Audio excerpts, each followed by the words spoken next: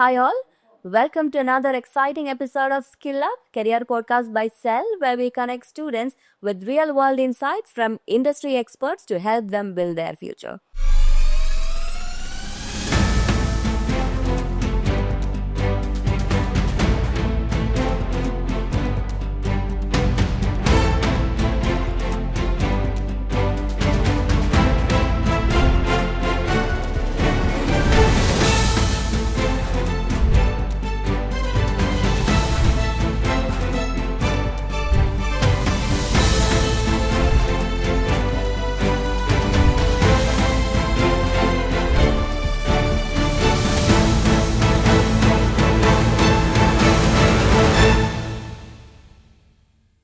And today we have here a special guest with us, Ms. Divya Krishna. She is the CEO and founder of DataStride Analytics. She is an expert in artificial intelligence and data science. Ms. Divya has worked with companies like Bosch India and Collins Aerospace, where she built a smart AI and machine learning systems. And she is super passionate about making data work smarter. And yes, we are super excited to have here with us Ms. Divya to share her journey, the world of AI and data science, and little advice to the aspiring professionals who are really interested in this field. So, welcome, Ms. Divya. Thank you. Thanks a lot for having me. Yes, glad to have you here with us. Yeah. So, shall we begin? Yeah. All set. Yes. So, what really attracted you to the field of AI and data science, and how did your journey begin? Okay. So I've done my engineering. I had done it on electronics and communication. Then I went for my master's in Germany, where I had subjects on data science and machine learning. So the kind of things that excite me about and also art is that it's about patterns. So around us, even if we see today, so you are interacting with someone, so there's a pattern that you're seeing there. So humans have their own kind of signature moves, signature thoughts. So that is exciting for me. So when I was able to replicate systems and make systems intelligent to see the future, predict the future, so that was exciting for me because I am able to interact with humans and understand what they think, what might be, what is their next step. So the same way if systems can do it, nothing better than that. So, this is what inspired you to become the CEO of DataStride? Yeah, so that is the another story altogether. So when I did my masters in Germany, I was working on connected vehicle topic in the automotive industry, automotive giant like Bosch. So that was interesting for me, and I wanted to come back to India. Mm-hmm. So that's when I got in Bosch India the same kind of work that I was doing in Germany. So when I came here and I started working with data, there were multiple tools I had to juggle with and multiple teams whom I had to convince the value of data. So it was not a smooth path. It was pretty rough. Not many people were aware of what data can bring in as value. So that's where I started seeing that there should be something that stitches all this together. So that's where I felt that, this is not there currently anywhere in the world where we are bringing out the stitched version of the data supply chain. So it's like from when the data is generated to value, so much of chaos, so much of fragmentation is there. So we wanted to streamline it. And that is what motivated for me to build a company, to create something that is useful. So, as you said, you had done your graduation in Germany? Yes. Yes. So, many people try to settle in Germany Yeah. because it offers many resources. But you made a comeback to India and you started a company of your own again in India. Yes. So, what do you think? Will India support you better than other companies outside? No, I think the same question I asked myself, that what I can do for my country that can help country grow. Yes. That is a question that made us think to come back and do something here, because we have learned everything. We have seen the exposure of other countries, how people think there. So the same thing when we saw that they're so passionate about building their country. So why, waste our efforts in another country? You can come back here, there is enough support to build. Correct. So that is what we have experienced. We have seen the brain drain, right? Yeah. Yes, draining of India's brain to other countries, but still, it's a hope and admiration for upcoming entrepreneurs to build and set up their own world kingdom inside our own country. Yes, yes. And see, challenges are there in any other country. So even if I have to build something in Germany or even US, so there are challenges for sure. So it might be a little more here, but still the effort that you will be putting in there, if you put it here, it benefits the country, right? That's the main thing. Yes, yeah, it is a way which we should actually start thinking of. I've a lot of my friends, a lot of my close friends are still out of India, and one thing I can say is India, the vibrancy, the spark that is here is nowhere else. Yeah. So, being the CEO, Yes. so how do you balance the tech side as well as the business side of having a tech company? Yeah, so it's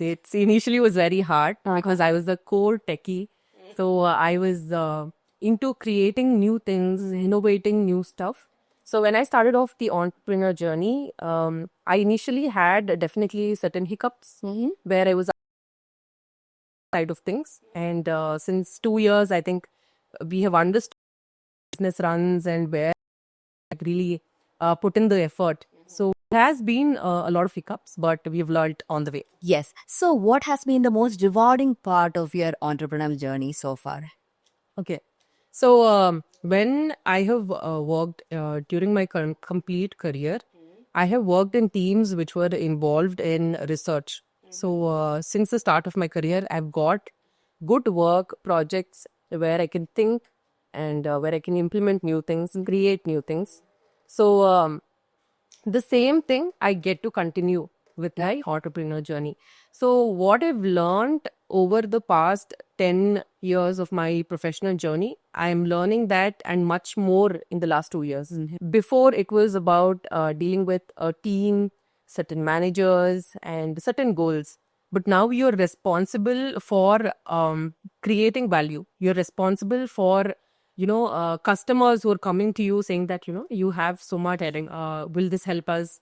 So it's more responsibility, and I think it's more about learning. It is a continuous learning journey for us, and that's what excites me every day also. So I get up and I say, okay, today there's some roller coaster, a new thing that I'll be looking at. So that's what is keeping me going. Yeah, you have told about the company, your entrepreneur journey and all. For the listeners who are very new to this, yes, what is really happening at Data Stride Analytics? What is the workflow? Okay. All this is. Okay. So this idea started when we were dealing with data. So I was working in Bosch, and my co-founder Suma also, she was working with me. And Karthik, my other co-founder, he was working with Byju's. We had similar talks on how data analytics is scattered today. Okay. So meaning everyone is not able to get the value out of data, and they are struggling with it. So there are domain experts, there are people who have data, but they're not able to make sense of it. So that's when we decided that we should give a platform where anyone will be able to get value from their data. So what we build is AI agents. So these are backend super force, you can say. So which will help you make sense of your data.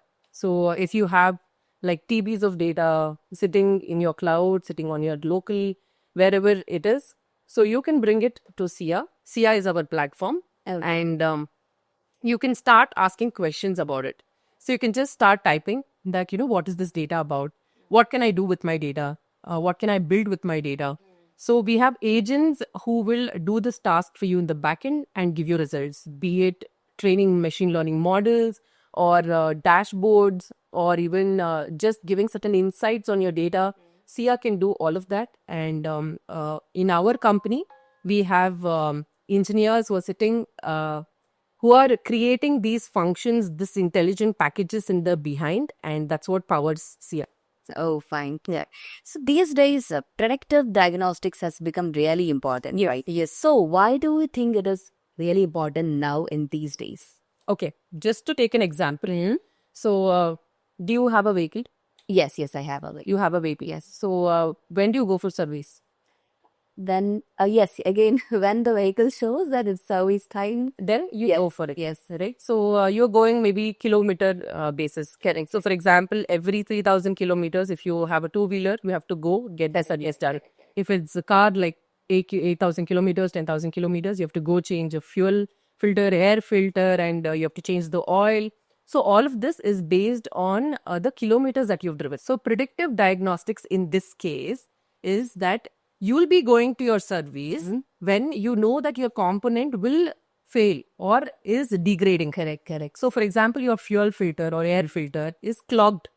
So now this clogging happens, then engine will not run properly, vehicle will not run properly. So when it is getting clogged 80%, then you go and change it. Yes. So maybe your driving patterns, my driving patterns are different. So, We are based. so that's why we are predicting what might happen to your vehicle based on your driving pattern Yeah. and what is happening to my vehicle based on my driving pattern. Correct. That's where predictive diagnostics is useful, and every industry, not only automotive, is adapting to it. So that we are taking a precaution Yes. so nothing bad happens in the future. Correct. Right? So Yes. there are so many incidences, so many cases where people on the road, like they just the vehicle stops and you have to call someone and they have to come in. But what if they knew that it's going to happen? Correct, correct. Then they can plan their trips better. They can plan their service better. They can plan their money that they spend on service better. So all of this is needed, and that's where predictive diagnostics comes in. Yes, yes.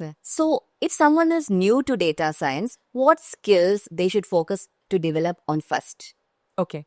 So, data science, technically, there are stages of what you have to learn. So, of course, that includes probability, mathematics, then patterns, understanding relations. But before all of this, one question that they have to address is why data science? Yes. So, why do you want to like really get into data science? Correct, correct. Because from the industry that I come in, from the experiences that I hold, what I've seen is there are a lot of people who want to get into data science. But why is a question that no one answers. So the first and major question that everyone has to ask themselves is why I am doing data science. So are you excited about, learning about patterns or trying to see what might be the future outcome? Like, for example, weather forecasting. So you have your AccuWeather. So you're telling that tomorrow there'll be rain, tomorrow it's sunny. Sometimes it's misfiring, it's not raining. Especially in Bangalore, a lot of times AccuWeather predictions are wrong. So now you see that there is inconsistency in the system with data. Correct. So you have to first address the question that why I should do this data science. So you have to develop a thought process. So every industry, wherever I work with and where I'm working with the customers also, they have pain points. They have things with data. They don't know what to do with it. First thing that you get in is that what you can do with the data. So what is it that you can actually build for them that is of value? So everyone is looking at cost, time, and resources, how they can reduce their costs, how they can create more value, and how they can do it with the less resources that they have. So you have to get in, these thought process where you can say that, okay, you have this data. From this, you can build this. This will help you in this. That is the first step. And then you learn all the technical skills. So it's all about passion as well, right? Yes. They should really have interest Yes. rather than making money. Yeah, obviously it's an integral part. That is important. But we should have a passion and dedication towards data science, right? Yes, yes. What happens is, this boom happened in recent years about data science. So everyone is looking at this as a career changing, or career defining role. Okay. But I would say if you are just learning the technical side of things and just applying without thinking, it doesn't happen. So you will end up with jobs which are pretty average, and you still are not so satisfied about whatever you've done as a course. So that's where you have to bring in that holistic approach. As you said, the practical knowledge or just hands-on experience is really important. Hands-on, yeah. Yes. So how is this different from the formal education? Correct. So what happens in formal education is that they have put together information in a book or online and they're teaching you. Correct. So information is good, that you understand that there is something like this and you can do a lot of things with this. but that is not enough for you to actually start in that journey. So you understand, okay, you understand, for example, there is some place called Himalayas, and it's beautiful, and that is all information. But when you go there, see Himalayas, then you experience the beauty of it, then you know that this is true. So information is okay for just learning things. But if you don't have hands-on experience on it, if you're not creating projects where you are stuck and you are thinking for hours on how to come out of this, then you'll not be able to, actually become a data scientist or a data analyst. So also, apart from this technical skills, Yes. soft skills plays a major role. It right? plays a major role. Yeah. So what do you think of this? So, okay, I'll tell you the hierarchy that's there in organizations. So, especially in organizations, there are multiple teams that you have to talk to. So, students have to be well equipped on dealing with these teams. Correct. So, these can be core mechanical engineers who are building something, for example, in the automotive industry. They can be managers who are, talking to their higher ups and saying that I can do something with data. Correct. And multiple other teams who are there, testing teams are there, field teams are there. So all of them put together, you can create value. So the major thing that will come in is you talking to every one of them and explaining the value of data. Then you're building something, they have to understand what you built, every one of them. Communication is the key. Yes, anywhere. And that clarity of thoughts. Correct. This is exactly why I'm building. This is why this is useful for you. Yes, yes. That is it. It's not just about our thoughts, how we present it Yes. with clarity. Yes. So you should be able to convince them of the value that you're creating. So that is like pure communication and clarity of thoughts, and of course on how you are interacting with each other. How it's not just humans. You know that it's not just transactional. It's more on a connection level as well. So you have to have those discussions, uncomfortable discussions, happy discussions, everything together with the teams to be able to create it. So we had discussed on the technical side Yeah. about the soft skills and all these things. And along with this, building a strong portfolio is really important, right? Yes. So how can students or young professionals build a portfolio that stand out? Okay. Yeah.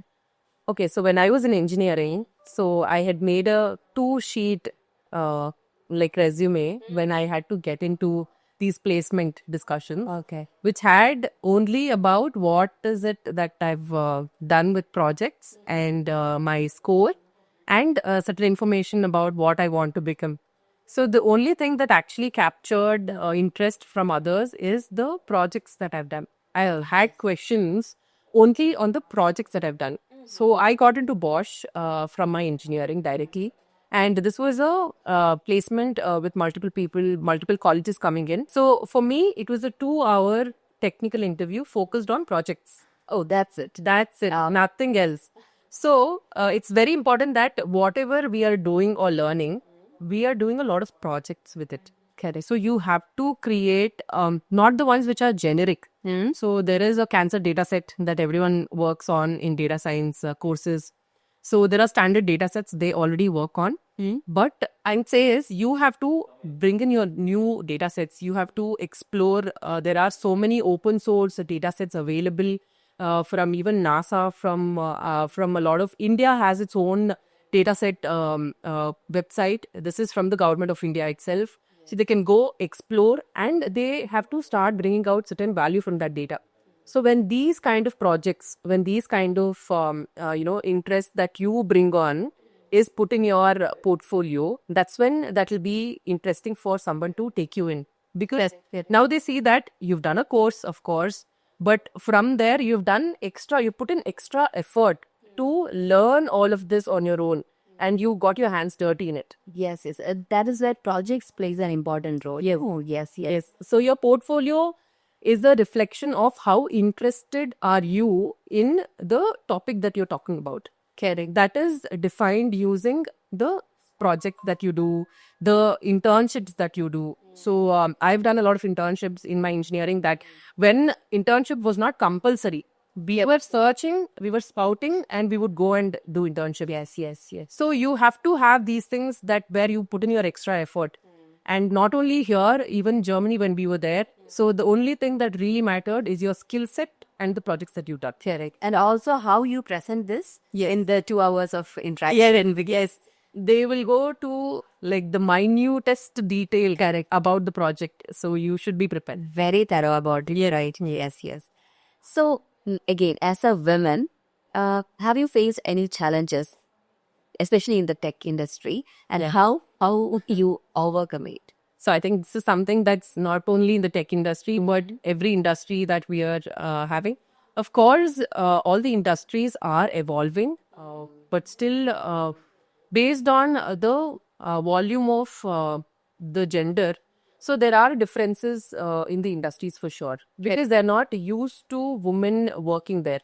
So when this shift is happening, so there are core industries where now a lot of women are working there. Correct. So the shift is definitely happening. So this is something that as talks in every HR discussion and team discussions, these things come up, and they're now more vocal about it. Yes. So I think basic things about the washroom or even getting a leave for your periods. It might be multiple things that a woman is facing. Correct. And it's really important that there's a supportive ecosystem around this. And I have been very glad that I've got people who've always understood. I'm a mother. Oh, fine. So during my pregnancy, that was COVID time. And so after that also, the leave that I took, I got a promotion after my maternity leave. Great. So they understand the value that I bring in. Correct. So these kind of people actually create an environment where women can thrive with all the other things that we are doing. We are a mother, we are taking care of house and everything together, but still the appreciation, the recognition is there. Yeah, it's so appreciable that the company has done it, because there are many companies still in India. When the female employee is about to get married or about to get pregnant, they'll find some or the other way to just for termination, for that they get a better candidate. True. So in that time, you got such a I've been well, lucky. culture, yeah. And I'm telling you, I've been like really lucky, even not here, even Germany as well. The kind of people that I've interacted with and I've worked with have always been supportive of the kind of work that I do, the value that I bring in. Correct. And that's how I've also like taken this bold decision of becoming an entrepreneur and, doing this all thanks to that ecosystem. Yes. So, what do you think about companies bringing in this inclusive environment for women? Yeah, so it should not be just a discussion, but it should be a lot of action that has to happen. Yes. So it is about the mindset shift that has to happen in every individual. So also in women also. So what happens is, That's the point. so women feel that they're not maybe worthy of this, Correct. but they are. They are worthy of everything, because what we are asking in industries is equal cerebral opportunities and not equal physical opportunities. Yes, correct. So when I say mind and cerebral opportunities, so we have equal capability to build something, create something that others can do as well. So women have to first start believing that they deserve all of this, and they deserve to move ahead in whatever work they're doing. And then the ecosystem around them, they should have this mind shift about every woman who's working. Yes, yes, that's a very valid point, because many women I encounter or I just talk with, they are in the similar or different loop of the society, what the society is talking. Yes, you are a woman, you're going to work. Going to work itself is a big thing. They are like how do you take care of your children? How do you take care of your husband? So all this should change, and the changes happen. Families have to like really support. I think India as a society has never seen this kind of shift wherein women have started, working. Correct. So previously, it was a very survival and a sad situation where going out means that people are dying. So that's when women were safely kept inside because of the value that they bring in. But now this is shifted, and people are harassing that concept. So they are restricting in the name of our previous societal structures. But everything is changing now, and I think with family support, with everyone thinking about growth as a family and not as a woman or a man, that is crucial. Yes, yes. Yeah. So, what changes or this inclusive environment do you think you bring in your own company data, right? Yes. So our first employees were all women.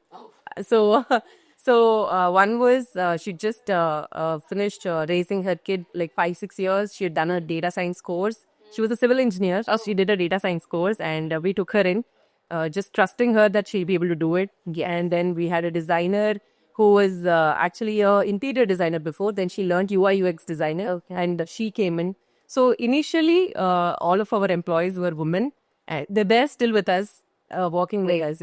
So yeah, I think we understand, as women, me and my other co-founder Suma.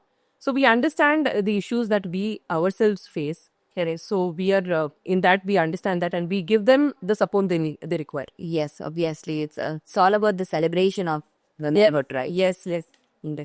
So, what are the emerging AI technologies or trends that currently excites you the most? Okay, so we are in the AI agentic space. So this is a possibility of creating automations and intelligence that were only a part of human work before. So this is an era where every work of what human is doing, especially on your laptops, on your software, so that's being automated. So AI is all about learning, what your patterns are and replicating it into systems. Correct. So these are some things that are really exciting for me as a creator, because now we are able to create literally clones of the thought process of a human. Exactly. So that is something that comes in. Though we still can't bring in the human to human connection, the discussions that we have as individuals, but most of the manual repetitive work will be automated for sure. We are automating a lot of things like that. So we understand that a lot of parts of every industry is getting automated through AI agents. So that is one part where AI is bringing in this revolution. Also, AI, whatever learnings are coming in. So edtech industry is booming also because of AI advancements, and how education is reaching to multiple people across the remotest places. So that is also something that is very exciting for me. Yes, yes. Yeah. So it's very important to get updated with what's happening around. You're right. Yes. So, what do you think are the good ways to stay updated with the AI trends right now? Yeah, yeah. So, see, internet is both a boon and a curse. But how you will make out of it, that is what will become for you. So there's endless scrolling that you can do with Instagram posts. There are so many short videos, TikTok videos. That's the time that you can spend. Or there is enough material across the world. What is happening is at your fingertips. So there are different websites like Coursera, Udemy, and different websites where these kind of courses are constantly being rolled out. Yeah. And also there are very specific, like LinkedIn. So many updates keep coming about the advancements that are happening. People who are working on the AI front, like for example, OpenAI, they are posting about their advancements there. So social media, internet is like a boon here. So you should be updated with whatever is happening, because how the industry moves, you should skill yourself according to that. And that's where you have to take a lot of courses, a lot of videos where you can see it's not just about technical skills, but soft skills that we've already spoken. Correct. So there's something called as Think School. So this is a YouTube channel where you can go and then see the different business aspects, how companies run, how do they make money, so how you can contribute. All of that you can understand there. So there's enough material, there's enough videos, there's enough information. Like if you just ask ChatGPT, but what is happening around the world, it will tell you. Correct. So But we should have a time, really, but time to do that, you should dedicate that. You should dedicate those efforts, or else it's like a you're just moving with whatever you're doing on a day-to-day basis, and you're missing out on the bigger picture. Yes. Because the bigger picture will have impact on every country, the economics of every country, and how people work there. So this is very important that everyone knows what is happening. Yes, yes. Here itself, also we have integrated the Gen AI course. Yes. Yeah, so that the students let them get updated. Correct. Also, what is happening? Correct. Right. Also, the students are giving really good responses to it. Yes. Because they can brush at things. Correct. They get really a part of the coming future. I mean, the present things, right? Yeah. So Gen AI especially, so the basis of Gen AI is your LLMs. So these LLMs are able to give you well thought out answers, and you can automate things using Gen AI as a base or as an interaction. So like before, for example, we can talk about cloud. Like before, cloud configurations had to manually, there are certifications for it. So you have to go manually learn everything and then you start configuring things. Now there are literally AI agents who can configure things for you. So this is, they're doing it using Gen AI. So you go type in that this is the cloud configuration that I want to do. I can spin up these things for me. It will do it. So that's the kind of interface that is coming. What piece of advice do you think that if you had got in the beginning of your career, it would have been beneficial for you? Yeah. So when I started my career, I was very excited that I got into Bosch. It was my dream company because I was from electronics and communication. So this is a core company that I always wanted to get in.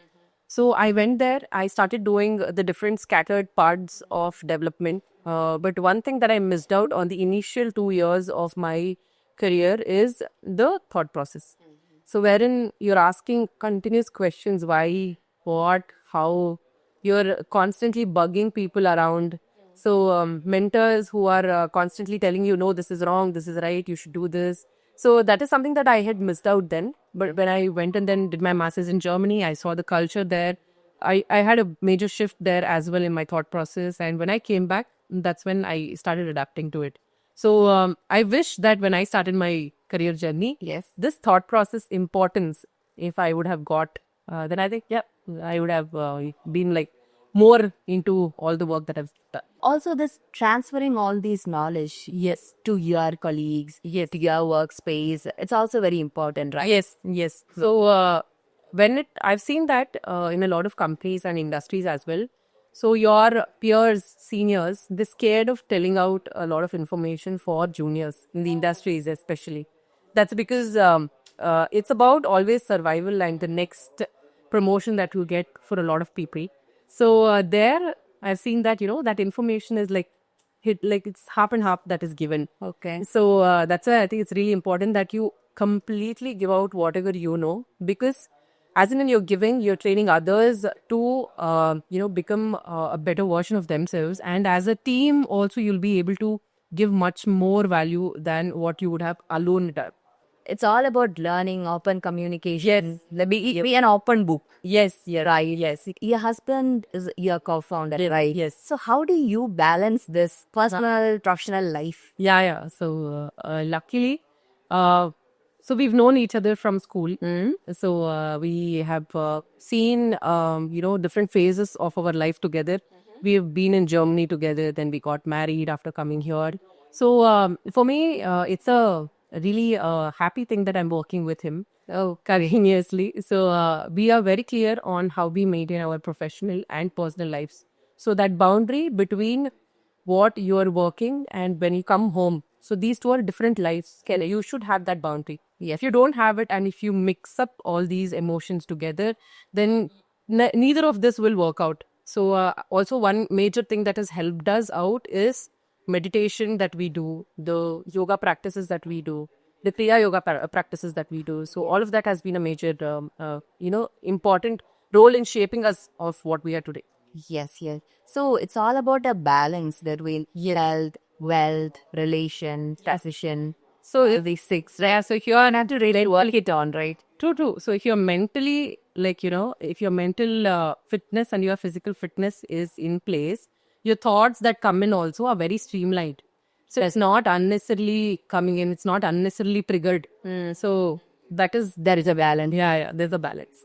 So you have got education from India as well as abroad. Coming back, you set up a new company and you are an entrepreneur right now. So have you encountered any failures or setbacks so that you could learn from it? Yes, definitely. I think in everyone's career, there are a lot of things that you will eventually learn, and there will be stories where you feel that you're down, that this didn't happen. Okay, so I do have a lot of such kind of stories as well, and that's when we also evolved.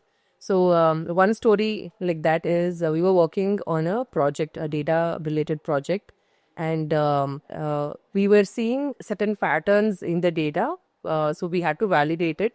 Then we saw a lot of more data coming in where there were no patterns, but still we were dragging the project because of a senior official who wanted to keep the project alive. So that was really pressurizing for us, because there's nothing that's there in the data yet. We have to build something to do that. So that's when like the project was a failure, if you see. Yes. So but we did indicate that this is not there. So what I learned from there is, when I should start saying no. Something's not working, you say no, it's not working. It might be anyone in this world. If they are saying, and then you say it's yes, no, it's not working, it's not working. So that's the kind of attitude that I developed after this failure of this project. So that's one of these examples. And I think in the entrepreneur journey especially, so we've seen a lot of things actually. So so I've done my engineering here, done my master's from Germany. I'm a I'm a techie basically. Correct. So in our team, me and my co-founder Suma, we are both proper techies, and Karthik is a little on the business side. But we don't have these tags of bigger institutes in India. India, unfortunately, even today, there is a mindset that you're coming from those higher pedigree institutes, you have a greater chance of funding. So for us, clients, it's not a problem, because clients' issues, pain points, we understand, and we can build this for them. But we have faced setbacks in terms of how people perceive us for funding. So we had to really show proof that we are capable of building a business without those tags. And I think that is where that is one of the learnings. But it has made us resilient and strong. So any situation, we are able to pull it off now. So if everything would have worked out, then maybe we would have not developed this kind of grit and resilience. What happens is, if everything is going well, then you will feel that you're doing everything is ricey, it's easy, and also the value that that brings in also, right? So there's definitely a little difference when you have that hurdles and you are jumping through that, and then you're learning and evolving. So I think this also keeps us grounded, and you're not having this ego boost of, oh, I'm doing something great that is there in India, everyone's done it. Correct. So you're humble and grounded, saying that this is a pain point that we are solving. So issues are there, but we are solving it. So it's all about our attitude or approach towards the issue, right? Yes. Yes. If we are okay to learn, okay, learn, move. Yes. Yes. So you should not sit with it. Like, there are times where we were really down that this happened. Correct. But that's the learning, that you move ahead from there. So there will be a lot of such kind of people. So it's human mind has biases. Correct. Definitely biases. Systems have biases. Humans so definitely will have, who created those systems. Yes. So when you are facing those biases also, the bigger picture is that they have been brought up, they've seen the scenarios where these things have worked, like the tags that people hold. So that those people have been more successful. So they are checking for their risk appetite as well. So that's where I think we learned that it's not personal. It is only about what they have seen and how we can prove ourselves and show that, this is also something that we can build. Yes. And more than that, we all are human beings. We are born to make mistakes. Yes. It's about we learn from it and we move to new innovations every day. Not sit with it. Correct. And that's the thing. That's the thing. Yes. And also, I'd like to know how you are too excited and how you keep yourself innovative of AI every day. Okay. So this is this attitude that I've developed also is because of my kid. Oh, so whenever a new human comes into your life, so you're relearning everything that you learned before. So yes, obviously. So we would have crossed a lot of phases in life. We would have come to a position, but when the kick comes in, you see that you can unlearn a lot of things and relearn it. Correct. So I've whatever excitement that I hold, the excitement about the next day that I'm coming into. So the gratefulness that I have another day to live. All of this is what I see my kid doing. So she's always excited. She gets up and she's looking forward for the day. Oh, So, like that, I also want to be, right? So, that's how I am keeping myself very excited. And the work that I do, it's of great value for me. So, I look forward that tomorrow I get up and what I can solve for my customers or what I can solve maybe in the industry that I'm in or for India. So, this is the kind of things that like really keep me motivated. yes. Also, what is your one piece of advice for the aspiring professionals who are stepping into this field? Okay. So, I think I've told before, data science is just not another course. It is not. It is just not another skill set. It is more about your thought process and your mindset that you're bringing in. So you have to eventually shift from just doing certain work that is given to you to problem solving mindset. So you see there is a problem, you see how you can solve it through data. So you should have that curiosity, you should have that continuous exploration. So I've seen people, data scientists, who sit with data for months. Like there's something that is here that I'm not able to see. Oh, So that's the kind of thing that you have to like really have. You should be curious. You should not like eventually give up until you see that, this is it. There's nothing in this data. So that kind of mindset, if you are able to develop, then data science is a course for you and it is really exciting. So there's lot to do, lot to build.